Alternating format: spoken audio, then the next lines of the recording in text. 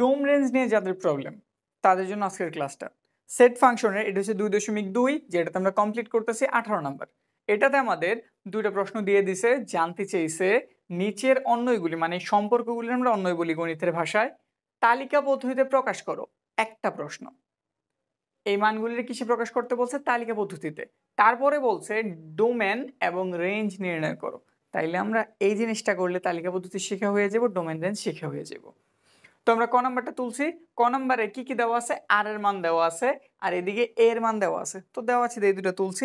তারপরের কাজটা আসলে কি দেখো, এই জিনিসটার কি ধারা প্রকাশ করছে? আর না, আরে কিন্তু একটা শর্ত দিয়ে দিছে। শর্তটা কি? এক্স আর ওয়াই এর যোগ করলে যোগফল কত বের হয়? 1। একটু লিখি, আর এর শর্ত মতে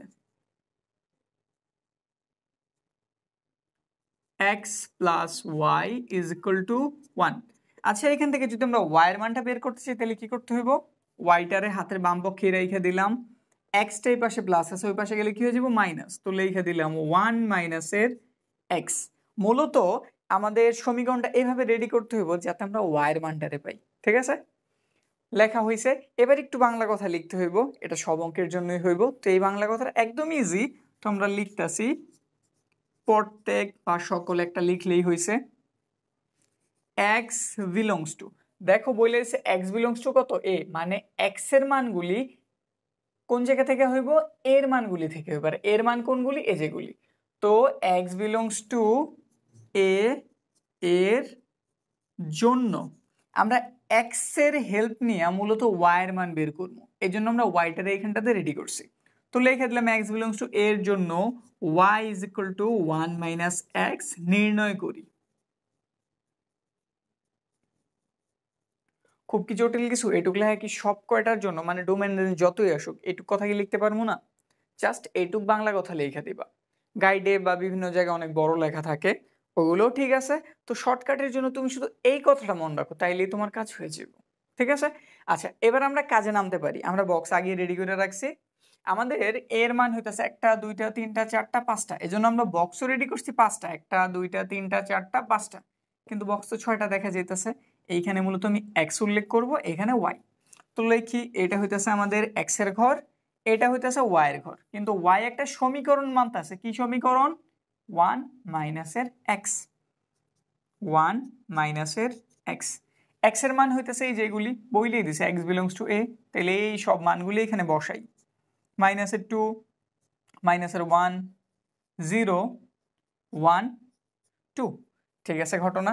এখন এইখানে -2, এক্স এর মান কত? -2। তাইলে -2 যদি তুমি এই সমীকরণটাতে বসায় দাও তাহলে ওয়াই এর মান কত বের হইব? ওইটাই এখানে জানতে চাইছে। আবার বলতাছি, এক্স এর মানটা এখানে কত? -2। এইখানটাতে যদি আমরা এক্স এর মান -2 বসাই দিই তাহলে ওয়াই এর একটা মান পামু, ওইটা আমাদের এইখানটাতে লিখতে হইব।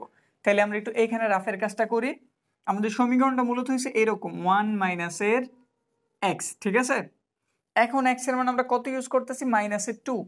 তাইলে 1 এর মতো 1 লিখলাম, এই মাইনাসটারে দিলাম, আর এক্স এর মান হইতাছে -2। এই যে -2, এক্স এর পরিবর্তে এই যে আমরা -2 বসেছি। তো কি হইল? 1 মাইনাস মাইনাসে কি হয়ে গেল? প্লাস কত? 2, যোগ করলে কত হইল? 3।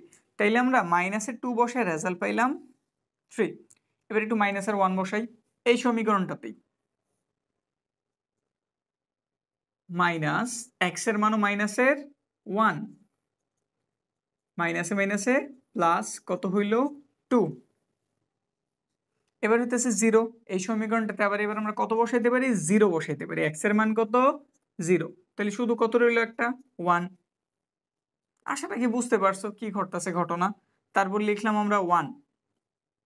এবার মান কিন্তু 1ই দেওয়া, মান কি দেওয়া? 1। তাহলে এক্স এর পরিবর্তে মাইনাসের 1 বসায় দাও, কত হয়ে গেল? 0। এবার আছে এক্স এর মান 2, তাহলে বসাই 1 মাইনাসের 2। তো মাইনাসের কত রইল? 1। ব্যাস, বসায় দাও। এখন একটু ঘটনা আছে। কি ঘটনা আছে? বইলা দিছে কি ওয়াই বিলংস টু এ, মানে ওয়াইও তৈরি হইব এর মান ধারাই, এর বাইরের কোনো মান দিয়া ওয়াই তৈরি হইব না। এই বিলংস টু কথাটার মানে এটা। ঠিক আছে, এলিমেন্ট অফ, এটা আমরা বিলংস টু বলি, মূলত এটা আমরা এলিমেন্ট বলি। ওই এলিমেন্টের ই থেকে এটার গেট আপটা মোটামুটি এরকম। আচ্ছা যাই হোক, এখানে কি বলছে ওয়াই এলিমেন্ট এ, ওয়াই এর উপাদানগুলো কার থেকে তৈরি হইব এর থেকে। তো এখানে একটু চেক দেই তো আমরা এর যে উপাদানগুলি দেখছিলাম ওইখানে ছিল -1 -2 -1 0 1 2, কোনো 3 কি ছিল? ছিল না কিন্তু। তাইলে এই মানটা অবশ্যই এই শর্ত মানতাছে না। ওয়াই আমরা 3 দেখতে পাইতেছি কিন্তু আমাদের স্পষ্ট বইলা দিছে ওয়াই তৈরি হইব এ থেকে, এতে কোনো 3 নাই, তাইলে সে আমাদের শর্ত মানে নেই। তো একটু বাংলা লিখে দেই, এইখানটাতে আমরা একটু বাংলা লিখি। এখানে 3 not belongs to A, 3 এর উপাদান নয়। এই কথার মানে কি 3 এর উপাদান নয়। যেহেতু এইটাই উপাদান না, তাইলে এই পুরোটা মানে এই যেই ঘরটার কথা বলতাছি সেও তাইলে আমাদের উপরের শর্ত মানে নাই, তাহলে আমরা বইলা দেই। সুতরাং এটা লেখার নিয়ম হয়েছে আগে এক্স এর মানটা লিখি, তারপর আমরা ওয়াই এর মানটা লিখি। কিভাবে? এই যেভাবে -2, এটা হচ্ছে এক্স এর মান, এটা বসে আমরা কত পাইছি 3, এই যে ব্রেকেট দিয়ে একত্রে লিখতে হয়, এটা হচ্ছে লেখার নিয়মটা। নট বিলংস টু, তাহলে সেও আমাদের কার সদস্য হইতে পারে না? আর এর সদস্য হইতে পারে না। তাহলে বাকিগুলি আমাদের সদস্য, তাহলে লিখে দিই সুতরাং ফাংশন। সুতরাং ফাংশন কে কে মানছে তাদের একটু লিখে ফেলি। এটাই মানছে, এটাই মানছে, এটাই মানছে, এটাই মানছে। লেখার পদ্ধতি কি আগে এক্স এর মান পরে ওয়াই এর মান। তো লিখতে থাকি, -1 বসে আমরা কত পাইছি 2, তারপরে আমরা 0 বসায় কত পাইছি 1, 0 বসায় পাইছি 1, এরপরে কত পাইছি 1 বসায় 0, 1 বসাইছি 0 পাইছি, তারপরে কত 2 বসায় -1 পাইছি, 2 বসায় -1 পাইছি।